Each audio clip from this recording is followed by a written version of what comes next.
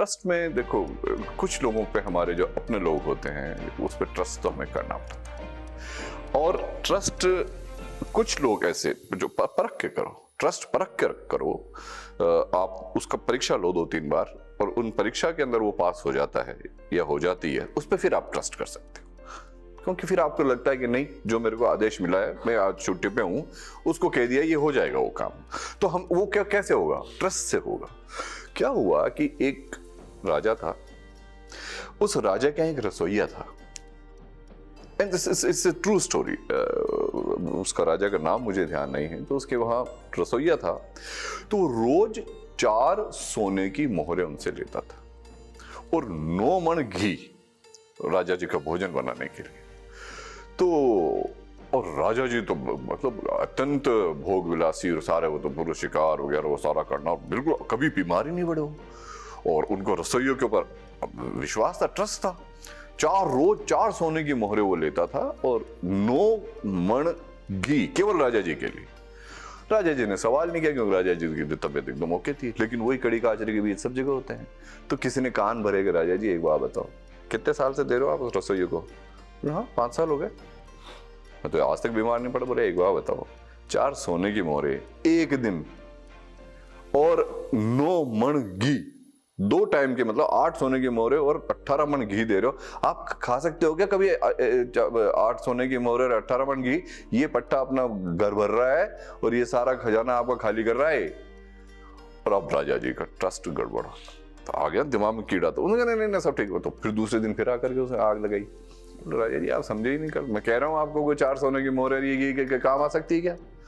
तो फिर राजा ने रसोइये को बुलाया। अब यहां हमारे ट्रस्ट के टूटने की शुरुआत होती है। तो उसको बुलाया कि रसोइया तो एक बात बताओ, ये तुम 4 सोने की मोहरें रोज लेते हो, 9 मण घी लेते हो। यार मैं तो 9 मण घी खाता हूँ, मोहरें खाता हूँ, ऐसे कैसे? बोले राजा जी मेरे ऊपर विश्वास है, आपने किया 5 साल, आप आज तक अस्वस्थ नहीं हुए, मुझ पे विश्वास रखो, सब आप ही के अंग लगता है। उसने कहा ठीक है। फिर वापस तीसरे दिन वही कड़ी काचरी का बीज। साहब आपने बुलाया, कुछ कहा ही नहीं, आप रसोई में जाके, तो फिर उसको वापस बुलाया। उसने कहा साहब अब आपको अविश्वास हो गया मेरे ऊपर, ऐसा लगता है, अब ये है कि मैं आपको रसोई में लेके चलूंगा और फिर आज के बाद मैं आपके यहां पे काम नहीं करूंगा, क्योंकि जो राजा अविश्वास कर लेता है उसके यहां मेरे को तो नहीं रहना, और मेरे को ढूंढने की कोशिश भी मत करना। आ जाओ आज रसोई में। मैं फिर कह रहा हूं कि मेरे ऊपर अविश्वास मत करो। और राजा के तो जज गई, बोल नहीं तो ना, राज हट के आगे फिर क्या हट चलता है। पहुंच गया रसोई में। अब जो 4 सोने की मोहरें राजा जी ने उसको दी, उसने तवे पे रखी और उसने क्या रसायन क्रिया करी उसके ऊपर, कुछ कटोरा या ऐसा रख करके, और फिर यूं करके, और दाल जो बनाई थी उसके अंदर यूं कर दिया और दाल राजा जी को। और 9 कढ़ाई उसने, एक मण के 9 कढ़ाई लगाए।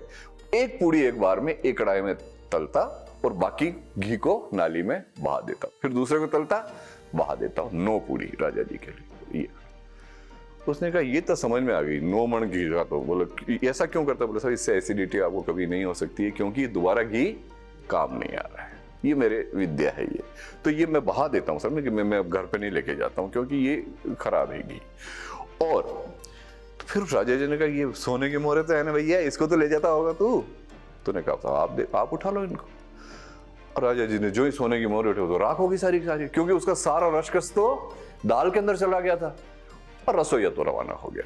और राजा जी की तबीयत उस दिन के बाद जो खराब हुई, मृत्यु हुई उनके 2 महीने के अंदर अंदर। इसीलिए हमें जो ट्रस्ट वर्दी है उसके ऊपर अविश्वास नहीं करना चाहिए, जो उसको परखा हुआ है। तो ये कुछ ऐसे चीजें हैं जो हमें उदाहरणों से हम सीखते हैं, और वो अगर हमने कर लिया तो हमारे बहुत सारे काम सिद्ध हो जाएंगे।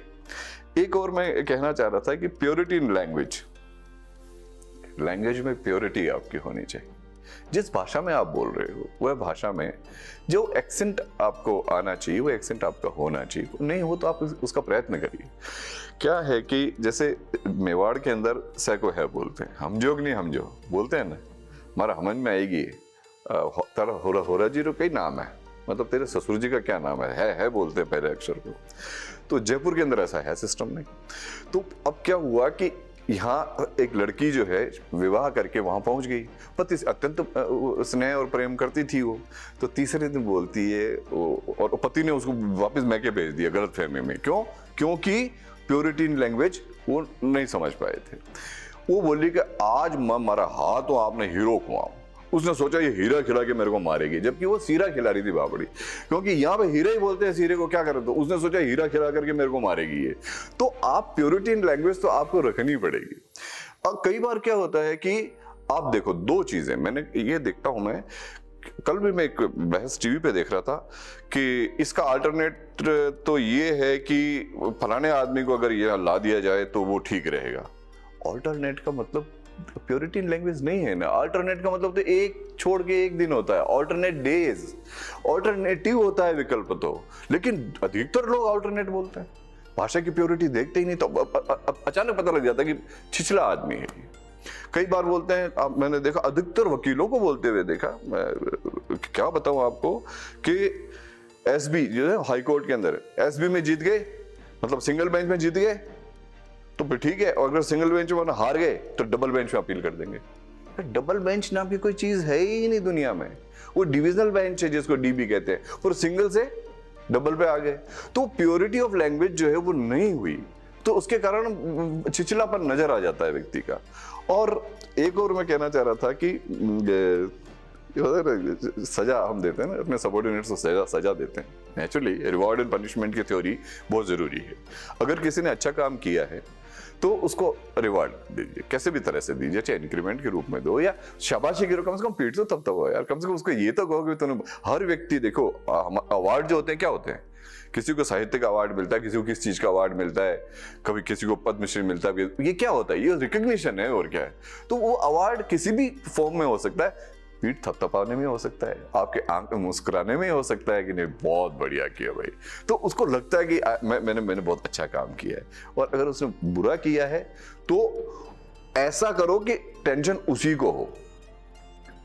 कहने का तात्पर्य है कि आपके ऊपर उसका फर्क नहीं पड़ना चाहिए। उसमें क्या हुआ, एक फौज के अंदर एक कर्नल था, वो सैल्यूट मार रहा था और एक कैप्टन भी सैल्यूट मारा, एक दूसरे को सैल्यूट मार जोर जोर से। तो ब्रिगेडियर वहां से गुजरे, उसने क्या हो रहा है, कर्नल ने कहा ये जो कैप्टन है ये पता नहीं क्या है, मैं खोया हुआ था, मैं पास से निकला, इसने मेरे को सैल्यूट नहीं दिया, और तो मैंने इसको 1000 बार सैल्यूट मारने की सजा दी है। कितनी? 1000 बार सैल्यूट मारने की सजा दी है इसको। तो उसने कहा भले आदमी, इससे ग्राउंड के राउंड लगवा लेता 15-20, तू खड्डे खुदवा लेता, तेरे को भी तो 1000 बार सैल्यूट का जवाब देना पड़ रहा है, तो खुद को भी तो सजा दे रहे हैं, तो साथ के साथ ऐसी क्या सजा देनी जिससे तुमको खुद को सजा मिल रही है यार। इसीलिए सजा देते वक्त सदैव यह ध्यान रखो कि आपको तो सजा नहीं मिल रही है, कहीं सजा सामने वाले को मिल जाए।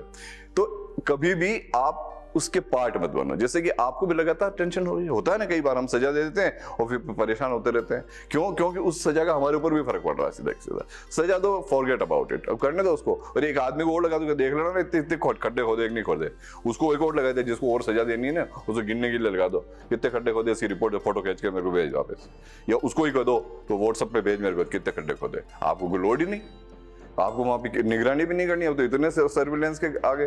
धन्यवाद। जय हिंद, वंदे मातरम, जय भारत।